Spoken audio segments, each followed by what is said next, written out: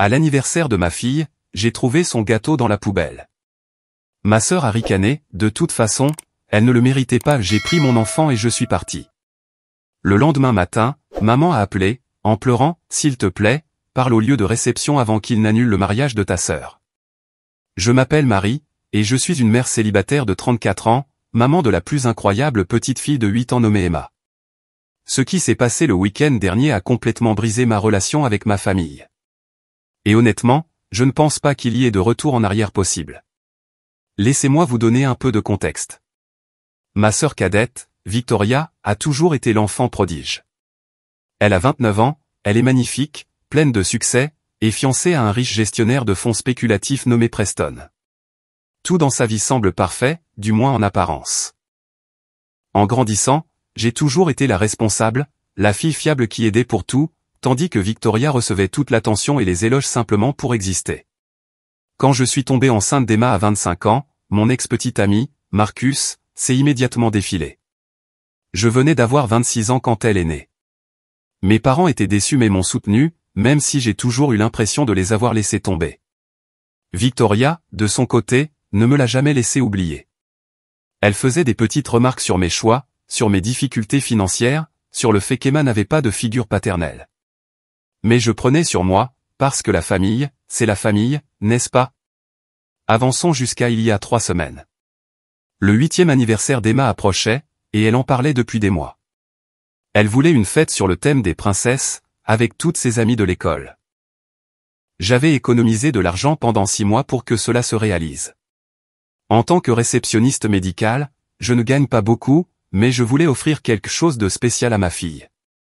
J'ai réservé un centre communautaire, commandé des décorations, engagé une maquilleuse, et surtout, j'ai commandé un gâteau personnalisé chez un incroyable pâtissier local, un gâteau château de princesse, qui m'a coûté 450 €. Je sais que cela peut paraître extravagant, mais Emma avait vu une photo de quelque chose de similaire en ligne, et ses yeux s'étaient illuminés comme des étoiles. J'ai pris des heures supplémentaires pendant 2 mois pour me le permettre. Mes parents ont proposé d'accueillir la fête chez eux, car ils ont un grand jardin, et honnêtement, cela me ferait économiser de l'argent sur le lieu. J'étais reconnaissante et j'ai accepté.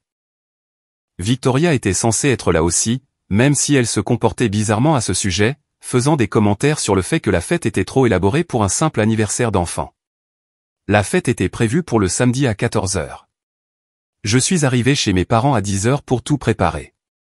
Le gâteau devait être livré à midi, et je voulais que tout soit parfait avant l'arrivée des invités.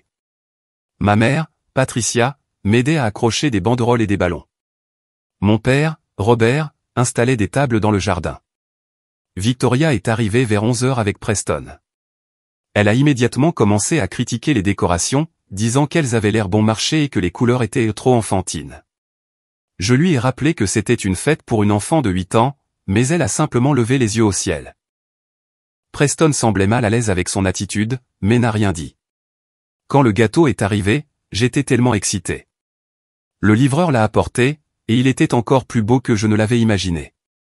Les tours du château étaient parfaites, avec des paillettes comestibles et des petites princesses en pâte à sucre. Emma n'était pas encore là, car ma meilleure amie, Sarah, l'avait emmenée se faire les ongles comme cadeau d'anniversaire spécial, donc je voulais lui faire la surprise avec le gâteau. J'ai soigneusement placé le gâteau dans la salle à manger de mes parents, loin du chaos de l'installation. J'en ai pris une douzaine de photos, tellement j'étais fier. Ce gâteau représentait tant de sacrifices et d'amour.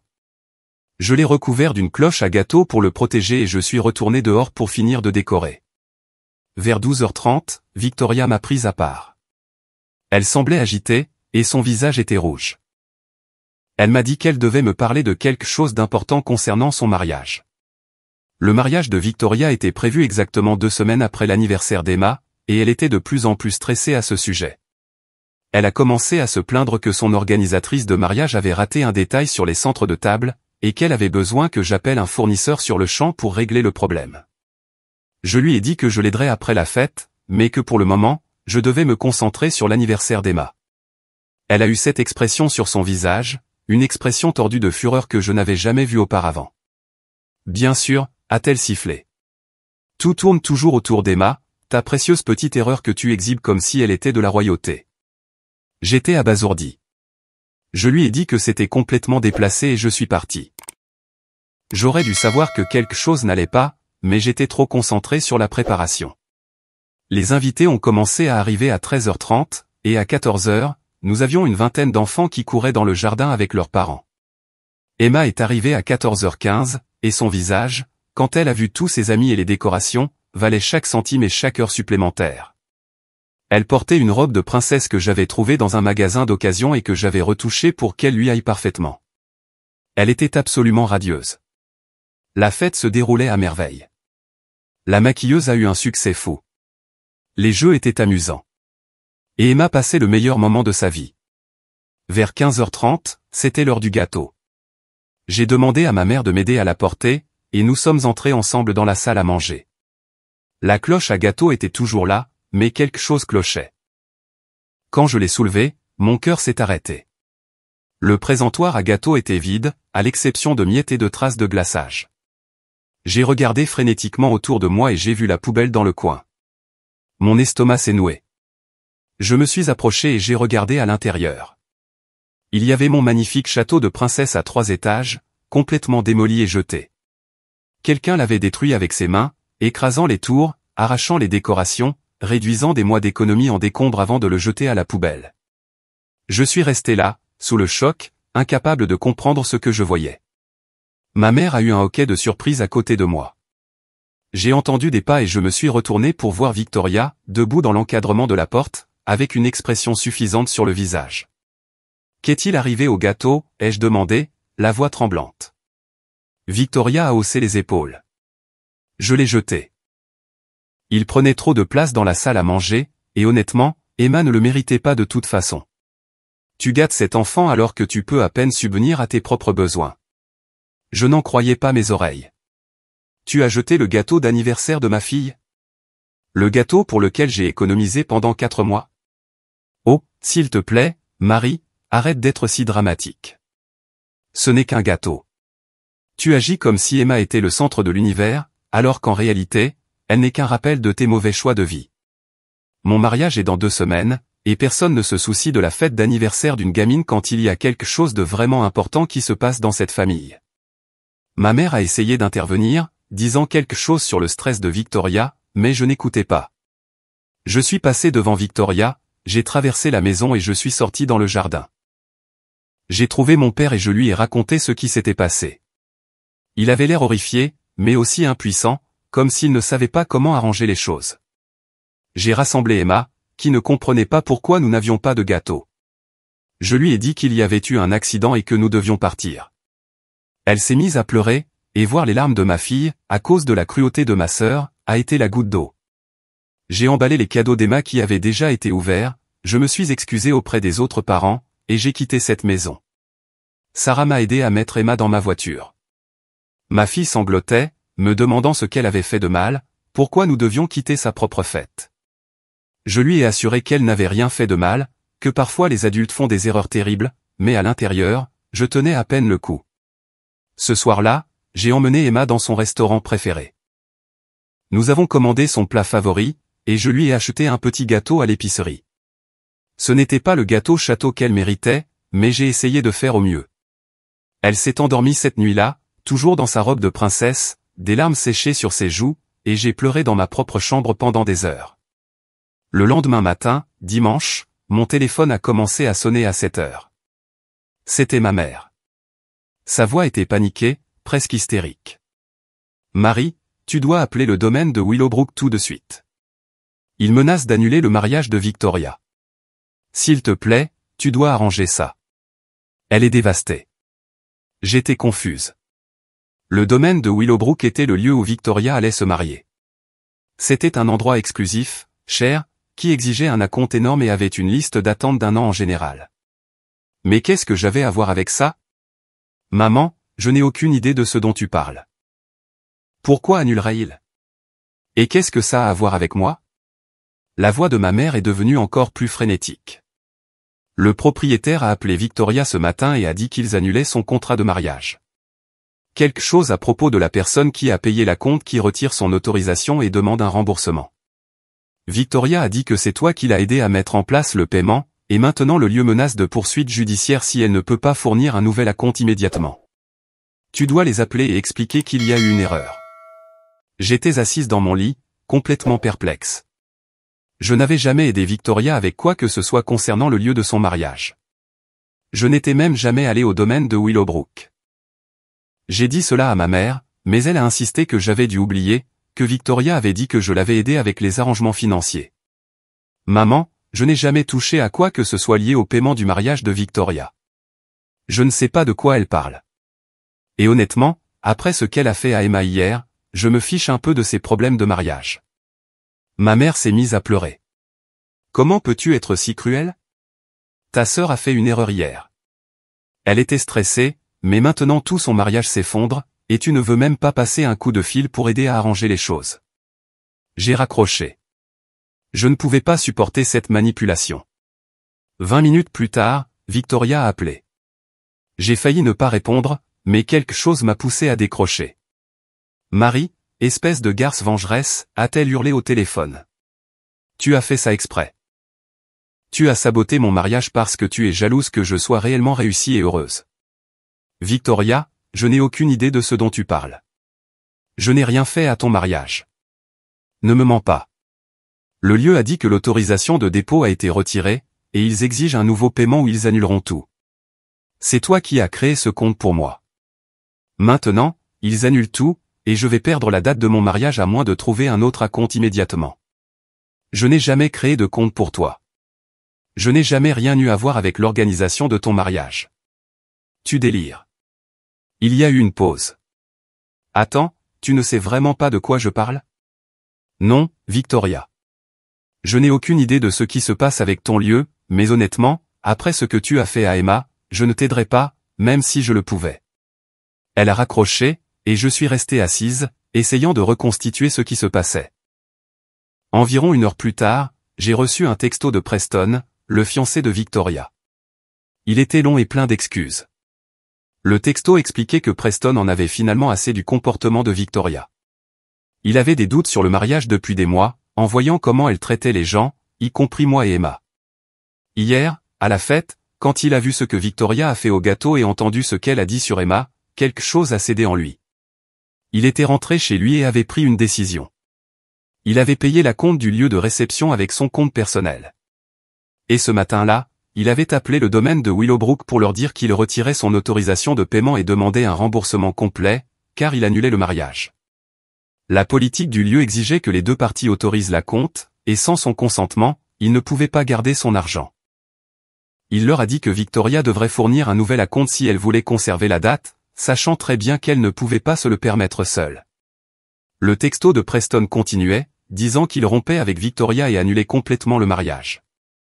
Il disait qu'il ne pouvait pas épouser quelqu'un capable d'une telle cruauté envers un enfant, et que la journée d'hier lui avait montré la vraie nature de la femme avec qui il prévoyait de passer sa vie. Il s'excusait pour le drame que cela causerait et demandait s'il y avait quoi que ce soit qu'il puisse faire pour se rattraper de ce que Victoria avait fait à Emma.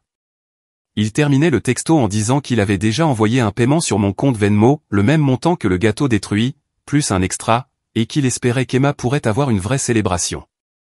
J'ai vérifié mon Venmo, et il y avait en effet un paiement de Preston de 1200 €. Note, pour la vraie fête d'anniversaire d'Emma. Je suis désolé pour tout. Je suis resté là, à regarder mon téléphone, à tout digérer. Le mariage de Victoria était annulé, mais pas à cause de moi. Son propre fiancé avait enfin vu sa vraie nature et avait tout annulé. Et d'une manière ou d'une autre, ma mère et Victoria avaient immédiatement supposé que j'étais responsable et m'avaient attaqué pour ça. Mon téléphone a de nouveau sonné. C'était mon père cette fois. Sa voix était fatiguée et triste. Marie, ta mère m'a dit ce qui s'est passé. Je viens de parler à Preston. Je veux que tu saches que je suis désolé.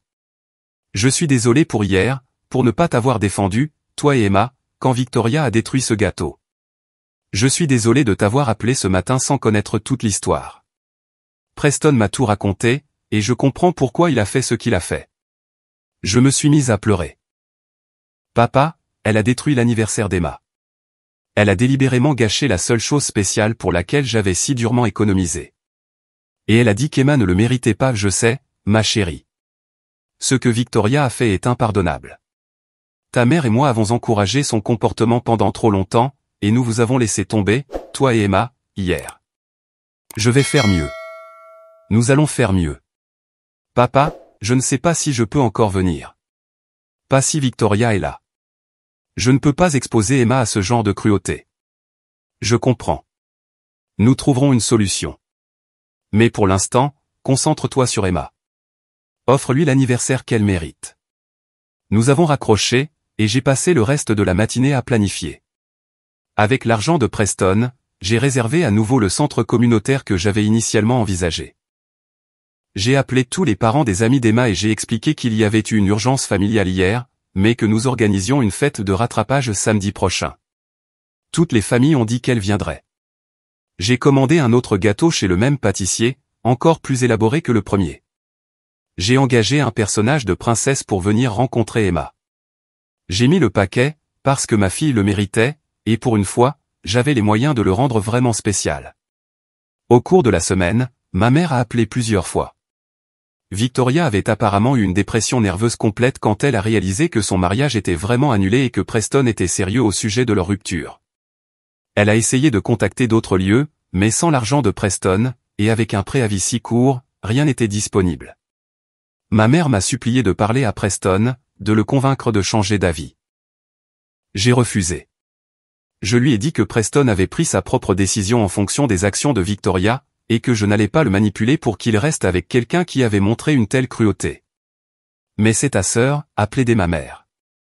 Et Emma est ma fille. Victoria a fait son choix quand elle a détruit le gâteau d'anniversaire d'une petite fille par dépit. Elle doit en assumer les conséquences. Victoria a essayé de m'appeler plusieurs fois. J'ai bloqué son numéro. Elle s'est présentée à mon appartement mercredi, mais je ne l'ai pas laissée entrer. Elle est restée devant ma porte, pleurant et criant que j'avais ruiné sa vie, que j'avais monté Preston contre elle, que j'étais jalouse et vengeresse. Ma voisine, Madame Chen, est sortie et a dit à Victoria de partir ou elle appellerait la police. Victoria est finalement partie, mais pas avant de hurler qu'elle ne me pardonnerait jamais. La fête de rattrapage d'Emma était magnifique. Le centre communautaire ressemblait à un conte de fées. Le nouveau gâteau était encore plus éblouissant que le premier. Quand le personnage de princesse est arrivé et que le visage d'Emma s'est illuminé, j'ai su que chaque lutte en avait valu la peine. Tous les amis d'Emma sont venus, et cette fois, il n'y a pas eu de drame, juste des enfants qui riaient, jouaient et célébraient. Emma n'arrêtait pas de me serrer dans ses bras et de me remercier pour le meilleur anniversaire de tous les temps. Elle n'avait aucune idée du chaos qui avait éclaté en coulisses, et j'avais l'intention de le garder ainsi le plus longtemps possible. Preston est passé brièvement, avec ma permission. Il a apporté à Emma un énorme cadeau, une magnifique maison de poupée qu'elle voulait depuis des années. Il s'est excusé auprès d'elle d'avoir dû quitter la première fête plus tôt, disant qu'il y avait eu une urgence d'adulte. Emma, douce comme elle est, l'a simplement remercié pour le cadeau et l'a invité à prendre du gâteau. En regardant Preston interagir avec Emma, j'ai pu voir une véritable gentillesse en lui. Il a joué à un jeu avec les enfants, a complimenté la robe d'Emma, et était tout simplement gentil. J'ai compris pourquoi il avait pris la décision qu'il a prise. Il méritait mieux que Victoria. Avant de partir, Preston m'a prise à part. Je veux que tu saches que je documente le comportement de Victoria depuis un certain temps.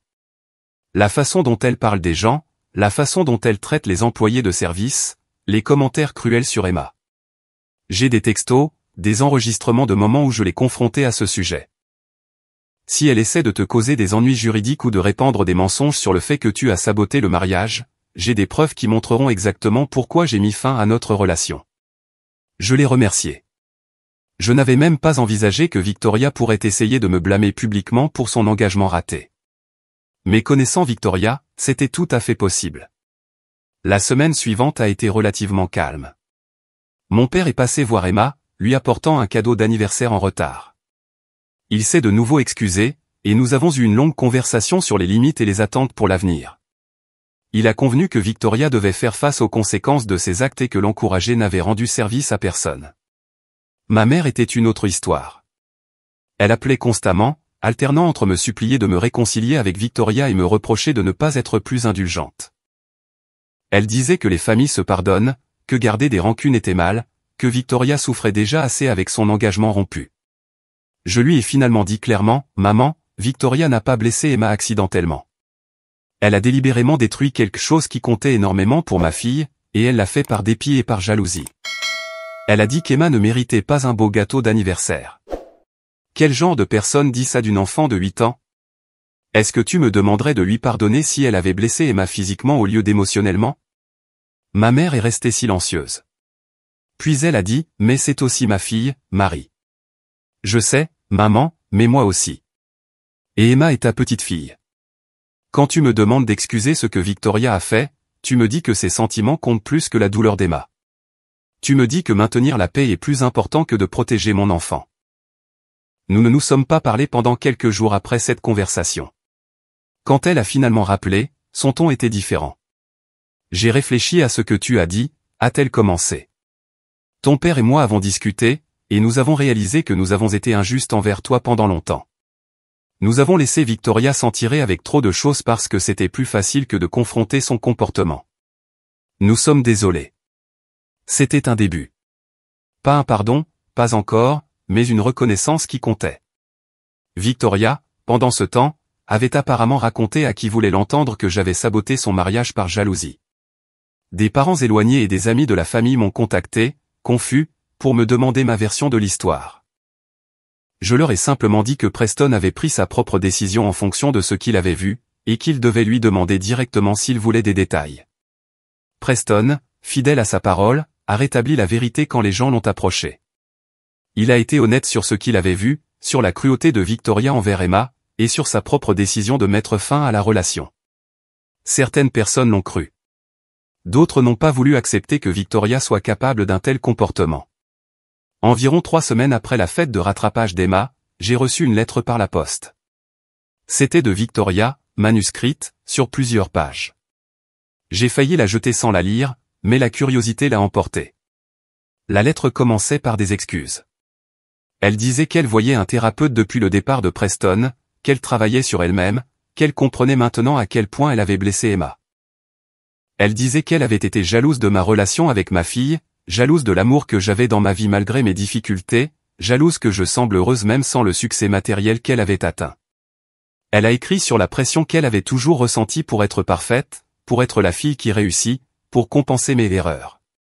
Elle a admis qu'elle m'en avait voulu d'avoir eu Emma, d'avoir fait dérailler les attentes de la famille, et d'être quand même aimée et acceptée malgré le fait de ne pas être à la hauteur de la norme qu'elle se sentait obligée de maintenir. La lettre expliquait ensuite que la destruction du gâteau avait été un acte impulsif de rage et de jalousie. Elle était dans la salle à manger, regardant le magnifique gâteau pour lequel j'avais tant sacrifié, et quelque chose en elle a tout simplement craqué.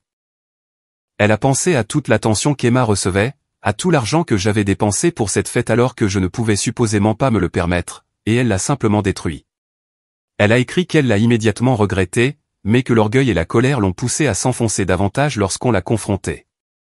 Elle s'était convaincue que j'étais dramatique, que ce n'était qu'un gâteau, qu'Emma s'en remettrait. Mais voir la réaction de Preston, perdre son mariage, perdre sa relation, l'avait forcée à affronter ce qu'elle avait fait. La lettre se terminait par une supplication.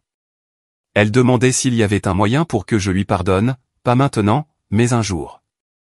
Elle disait qu'elle comprendrait si je ne voulais plus jamais lui parler, mais elle voulait que je sache qu'elle était désolée et qu'elle essayait de devenir une meilleure personne. J'ai lu la lettre 3 fois. J'ai ressenti beaucoup de choses. De la colère, de la tristesse, un tout petit peu de sympathie, mais surtout de l'épuisement. Victoria avait blessé mon enfant, et même si je croyais qu'elle était désolée, le pardon n'effaçait pas les dégâts. Cette même semaine, quelque chose d'autre s'est produit qui a tout mis en perspective. Emma est rentrée de l'école en pleurant. Pas les larmes dramatiques d'une enfant qui n'obtient pas ce qu'elle veut, mais les profonds sanglots octants d'une véritable blessure. Mon cœur est immédiatement passé en mode panique, j'ai tout laissé tomber et je l'ai prise dans mes bras. À travers ses larmes, elle m'a dit qu'une de ses camarades de classe, une fille nommée Sophia, lui avait dit des choses méchantes pendant la récréation. Sophia avait dit à Emma qu'elle n'avait pas une vraie famille parce qu'elle n'avait pas de père, que sa fête d'anniversaire était bizarre parce que nous avions dû la faire 2 fois, et que peut-être si la mère d'Emma n'était pas si pauvre, elle pourrait se permettre de bien faire les choses du premier coup. J'étais furieuse, non seulement contre cet enfant, qui répétait clairement des choses qu'elle avait entendues de la part d'adultes, mais aussi contre la situation que Victoria avait créée. Les commérages sur la fête annulée, sur le drame du mariage de Victoria, s'était apparemment répandue au-delà de notre famille immédiate. Un parent en avait évidemment discuté à portée de voix de son enfant, et maintenant Emma en subissait les conséquences à l'école. J'ai appelé l'école le lendemain matin et j'ai parlé avec l'enseignante d'Emma, Madame Patterson. Elle a été horrifiée quand je lui ai expliqué ce qui s'était passé et m'a assuré qu'elle s'en occuperait avec Sophia et ses parents. Elle a également mentionné qu'elle avait remarqué qu'Emma était plus silencieuse que d'habitude ces derniers temps, moins engagée dans les activités de la classe.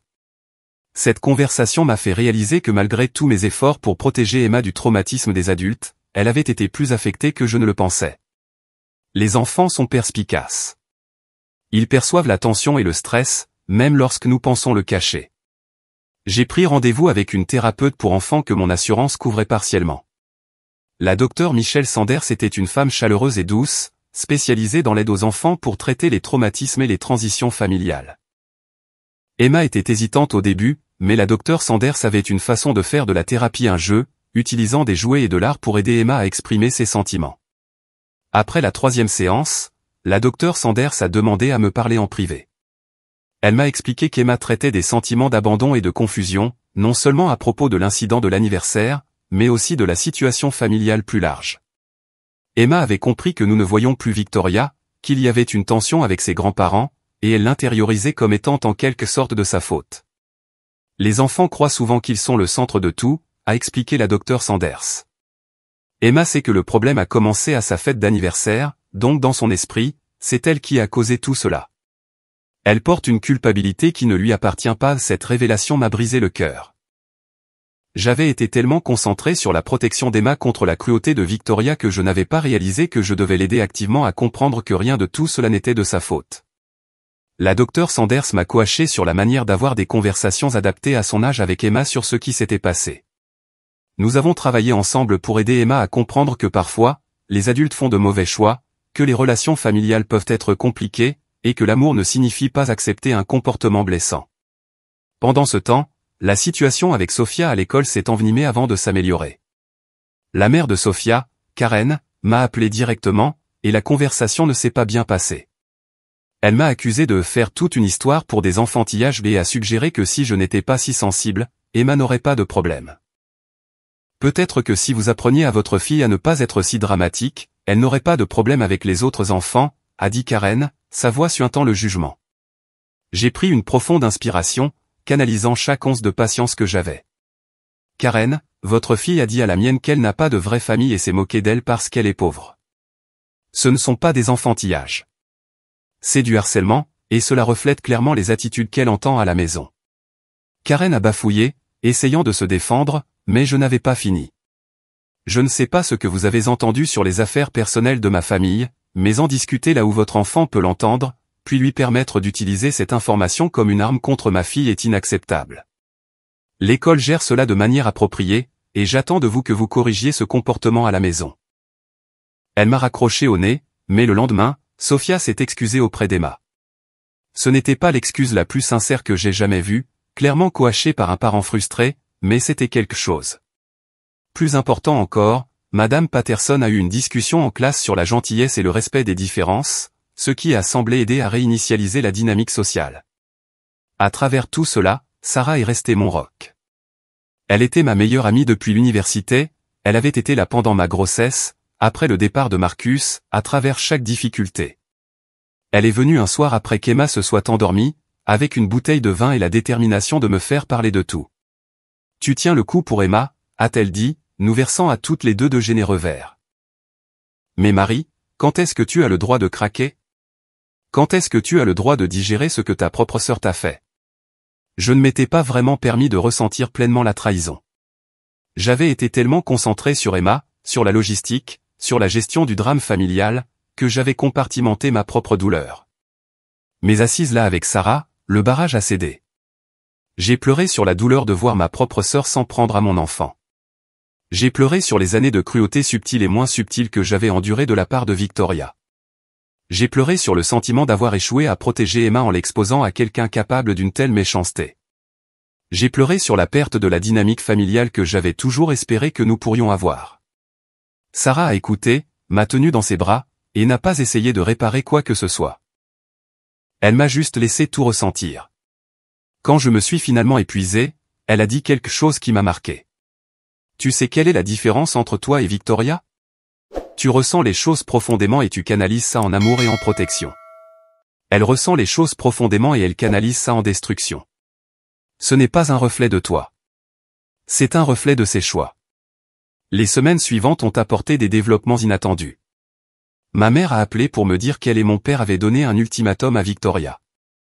Ils lui ont dit que si elle voulait maintenir une relation avec eux, elle devait assumer une véritable responsabilité pour ses actes, pas seulement s'excuser, mais démontrer un réel changement au fil du temps. Nous lui avons aussi dit, a poursuivi ma mère, la voix tremblante, qu'elle doit des excuses sincères à Emma le moment venu, et que toute relation future avec toi et Emma dépend entièrement de toi. Nous avons clairement indiqué que nous ne te mettrons pas la pression pour te réconcilier et que nous soutenons complètement tes limites. J'étais surprise. Mes parents n'avaient jamais été doués pour la confrontation, surtout avec Victoria. Cela représentait un changement significatif dans la dynamique familiale. Mon père est venu nous rendre visite le week-end suivant, et nous avons eu la conversation la plus honnête de notre vie. Il a admis que lui et ma mère avaient inconsciemment favorisé Victoria parce qu'elle semblait avoir moins besoin de choses, semblait plus se poser, semblait correspondre à leur image du succès. Ils avaient pris ma stabilité et ma responsabilité pour acquises, supposant que je n'avais pas besoin d'autant d'attention ou de validation. Nous t'avons laissé tomber, a-t-il dit, les larmes aux yeux. Nous t'avons laissé tomber quand tu es tombée enceinte, et nous t'avons fait sentir comme une déception. Nous t'avons laissé tomber quand nous ne t'avons pas assez soutenu alors que tu élevais Emma seule. Et nous t'avons laissé tomber de manière catastrophique quand nous ne vous avons pas immédiatement défendu, toi et Emma, contre la cruauté de Victoria.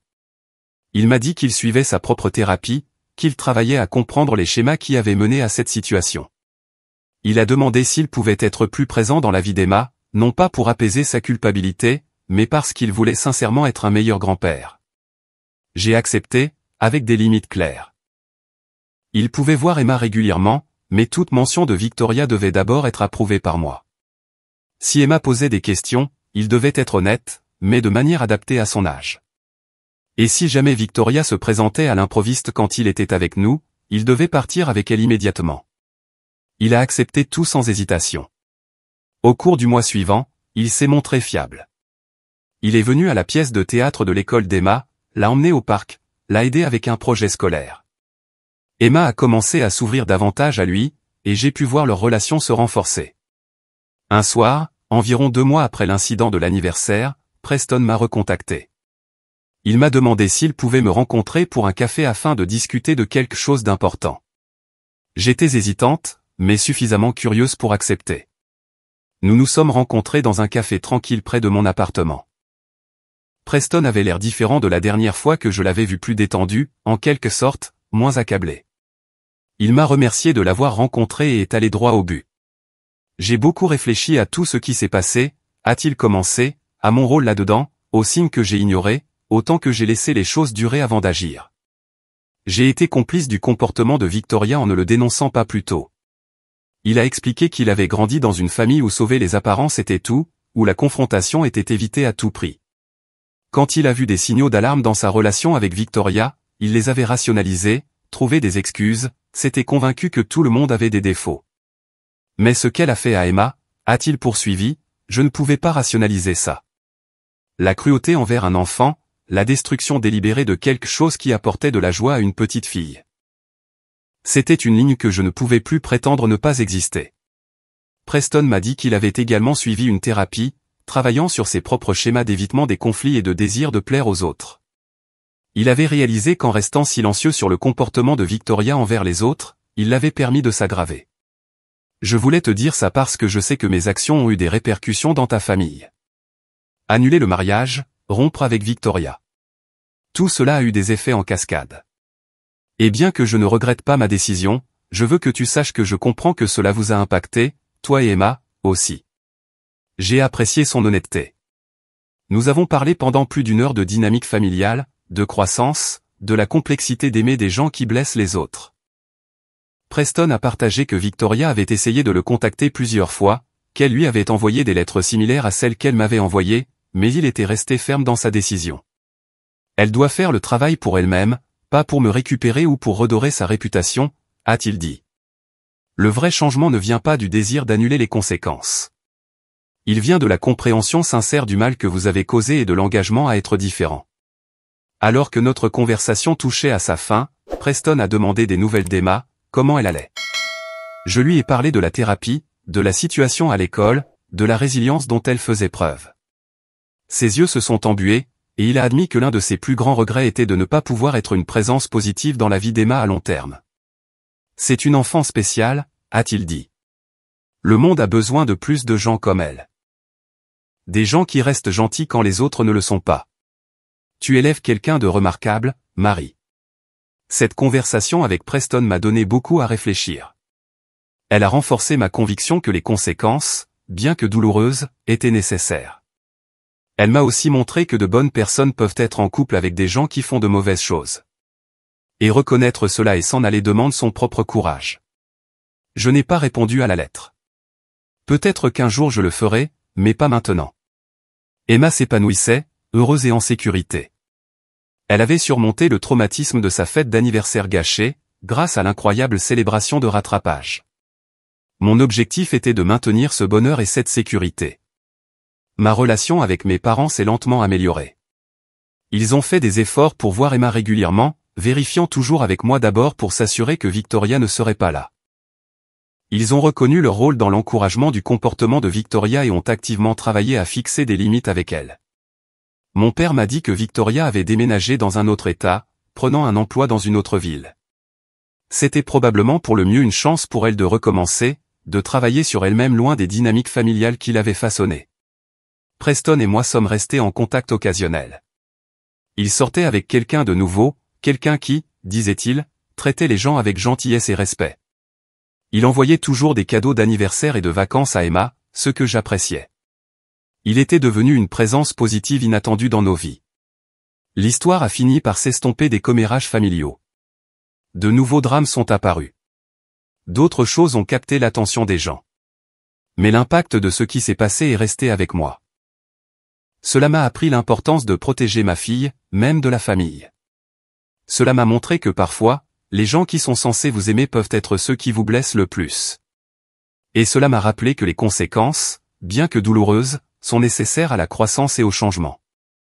Emma demande parfois des nouvelles de Victoria. Elle se souvient clairement de sa tante et sait qu'il y a eu un conflit à sa fête d'anniversaire, bien qu'elle ne comprenne pas toutes les complexités des adultes derrière cela. Je lui dis que tante Victoria a fait des choix qui ont blessé des gens et qu'elle avait besoin de partir pour travailler à devenir une meilleure personne. Quand elle sera plus âgée, si elle veut en savoir plus, je lui raconterai une version plus complète de ce qui s'est passé. Mais pour l'instant, je lui donne des réponses honnêtes mais adaptées à son âge, qui l'aident à digérer sans porter des fardeaux qui ne sont pas les siens. En y repensant, je pense à ce moment dans la salle à manger de mes parents, à regarder le gâteau détruit, à écouter Victoria ricaner qu'Emma ne le méritait pas de toute façon. Je pense à la trahison que j'ai ressentie, au cœur brisé que j'avais pour ma fille.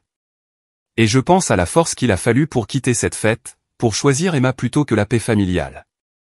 Je ne le regrette pas. Pas une seconde.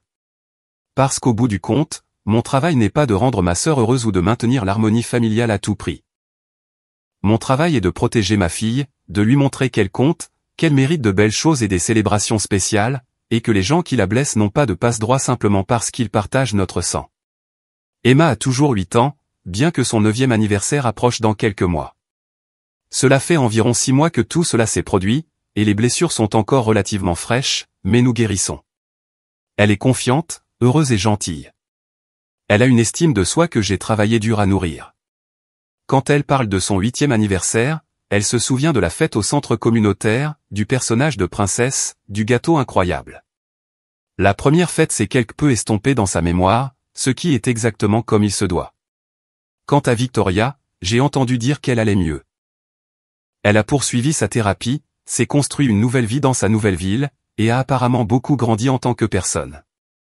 Ma mère dit qu'elle demande parfois des nouvelles d'Emma, qu'elle essaie sincèrement de changer.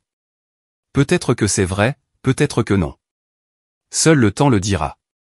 Mais quel que soit le parcours de Victoria, le mien continue. Je suis toujours une mère célibataire, travaillant toujours dur pour subvenir aux besoins de ma fille. Faisant toujours des sacrifices pour lui offrir la meilleure vie possible. La différence, c'est que maintenant, je sais exactement où sont mes limites, et je n'ai pas peur de les faire respecter. Est-ce que je laisserais Victoria revenir dans nos vies si elle prouvait qu'elle avait vraiment changé? Honnêtement, je ne sais pas. C'est un pont que je traverserai si j'y arrive un jour. Pour l'instant, Emma et moi sommes heureuses, en bonne santé, et entourées de personnes qui nous aiment et nous soutiennent sincèrement. Toute cette expérience m'a appris que la famille, ce n'est pas seulement une question de sang. C'est une question de respect, de gentillesse et d'amour. C'est être là les uns pour les autres, se protéger les uns les autres, et célébrer la joie des autres plutôt que de la détruire par jalousie ou par dépit. Alors, à tous ceux qui lisent ceci et qui ont affaire à des membres de famille toxiques, qui luttent avec la pression de pardonner des actes impardonnables simplement parce que c'est la famille, je veux que vous sachiez ceci, vous avez le droit de vous protéger, vous et vos enfants. Vous avez le droit de fixer des limites. Vous avez le droit de vous éloigner des gens qui vous blessent, même s'ils sont de votre parenté. Parce qu'au bout du compte, la famille que vous choisissez, la famille que vous construisez, les gens qui sont là pour vous avec amour et respect, ce sont ces relations qui valent la peine de se battre. Tout le reste, c'est juste de la biologie.